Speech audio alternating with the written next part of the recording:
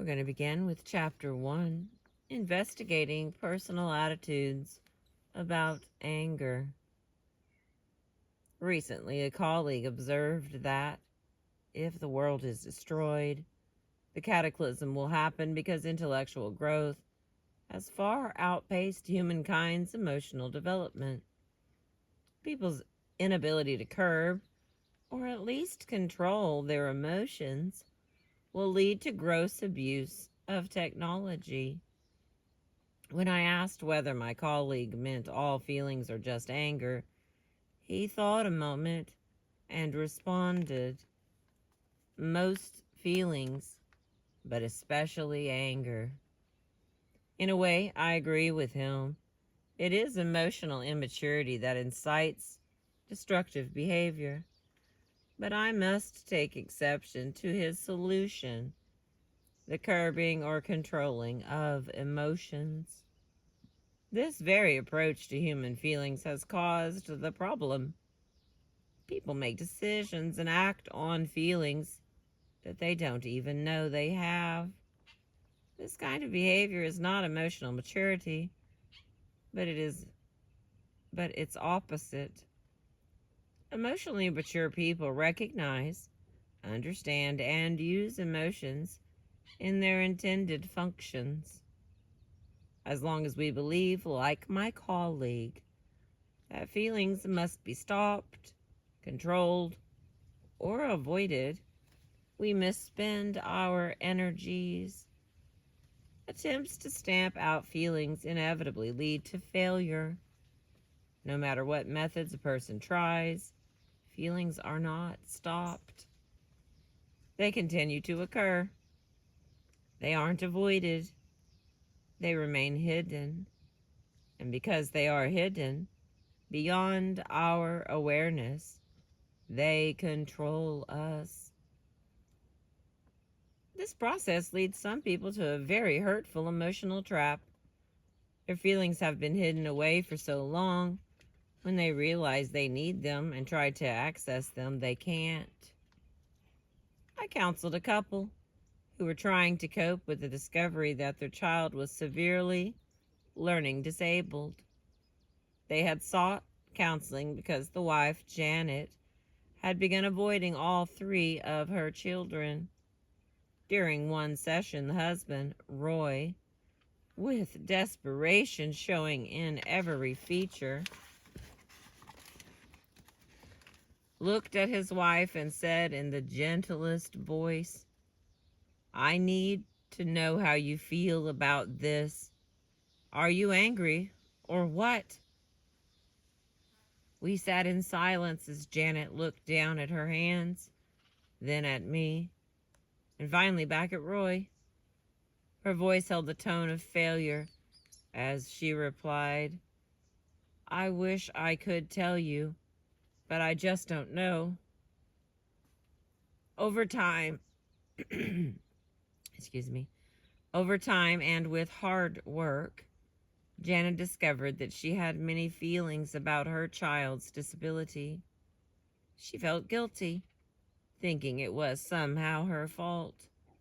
She felt afraid that she wouldn't be able to provide the parenting necessary to help her daughter. She felt sad when she thought about the obstacles her daughter would have to overcome. She felt angry that God had given her a burden that other parents did not have to bear. As with so many people, anger was the most difficult emotion for her to recognize, openly discuss, and use productively. She had many years of misunderstanding and misinformation to overcome. The idea that anger was bad, dangerous, and unladylike was deeply ingrained by her parents and supported by others as she went through life.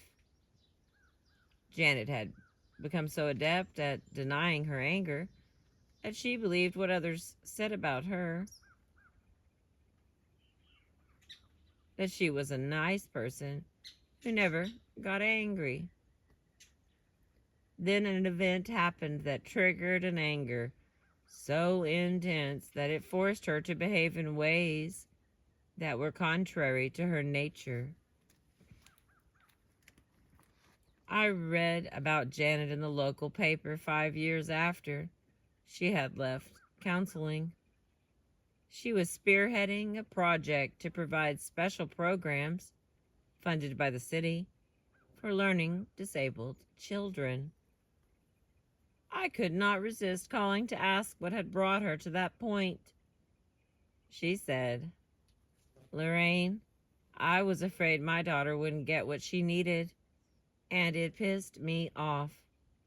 So I got off my duff and did something about it." Janet had reached emotional maturity. She recognized her anger and understood that it could be used as a motivator, and took constructive action to bring about positive change. Whether you have difficulty with anger because you can't feel it or because it seems to overwhelm you, the path to change begins with one simple truth. Anger is a common, normal emotion. For me, a simple errand at the grocery store presents myriad situations that may result in a range of angry feelings. For instance, I feel some level of anger when someone pulls into a parking space that I was aiming for.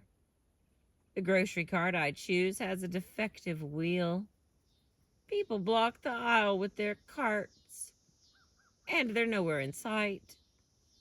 I carefully pick only 9 items, foregoing my favorite snack to make the 9, so I can use the express lane.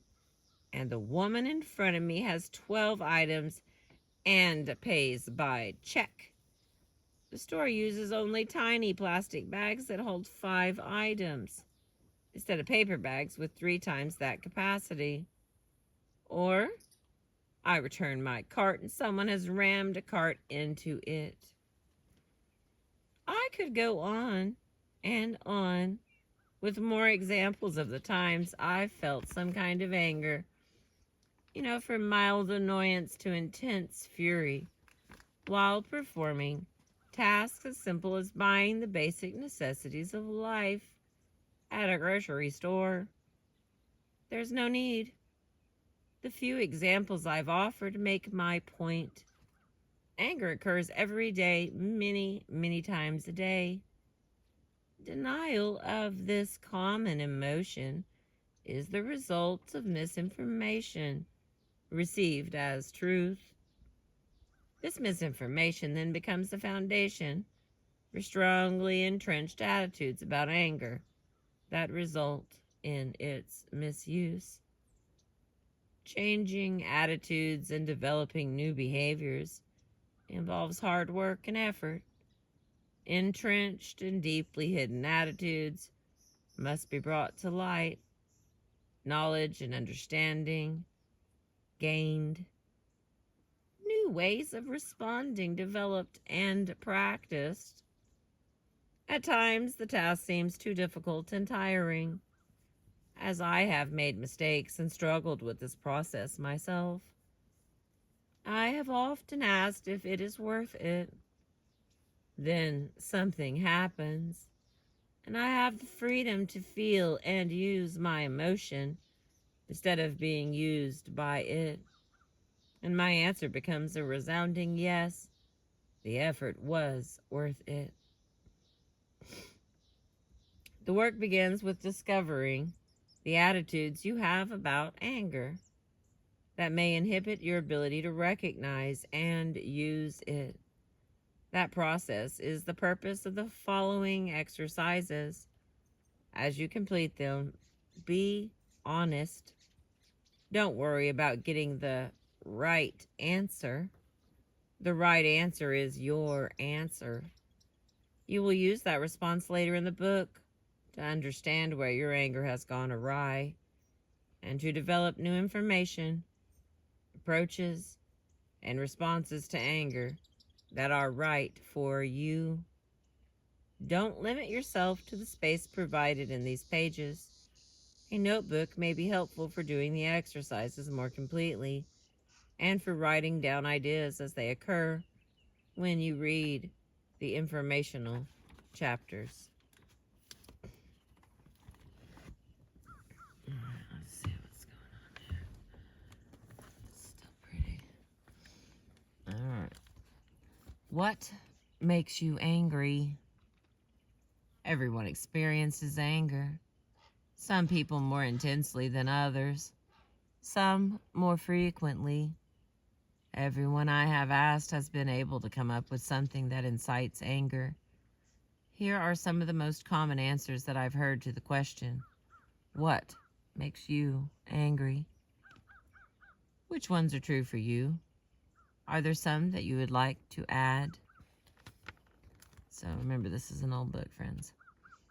Traffic jams, arrogance, rude people, prejudice, tailgaters, yelling, manipulation of my time, tardiness, child abuse, waiting, lies, inconsiderate people, injustice, taxes, people who cheat me, people who cut in line, disbelief of what I say, workers who do not do their jobs, my paycheck, criticism, people who won't listen, false accusations. Some of them that I added to this list were the emergency room wait and being low on money, people who steal,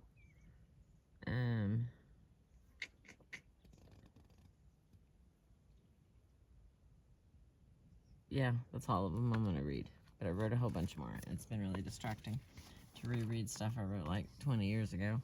Like, oh my Lord. Okay, on to the next question here. How would you describe anger? Everyone has ideas about what anger is and what it looks like. Recognition of anger occurs when its appearance matches one of these ideas. Listed below are words that people have told me describe anger.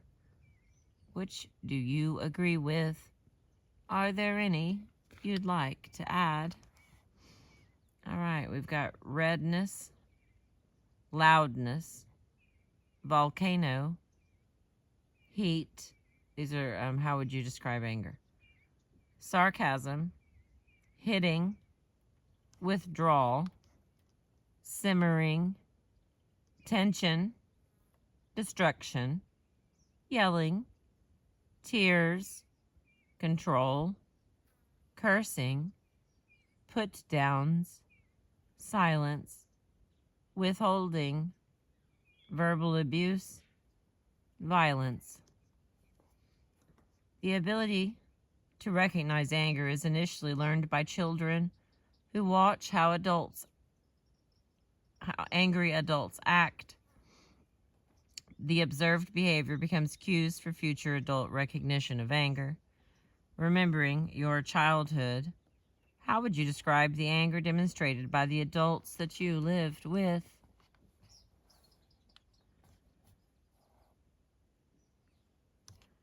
Yeah, I filled all that out and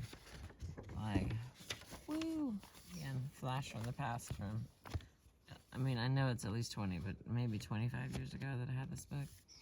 All right, the next question on page 6. What are your expectations? Children learn to fear anger when the behaviors demonstrated by angry adults result in physical or emotional pain. They learn that something unpleasant follows when someone is angry. This conditioning continues throughout life, and the expectation of this unpleasantness occurs every time someone is angry. The first question for you to write out for yourself. when you were a child.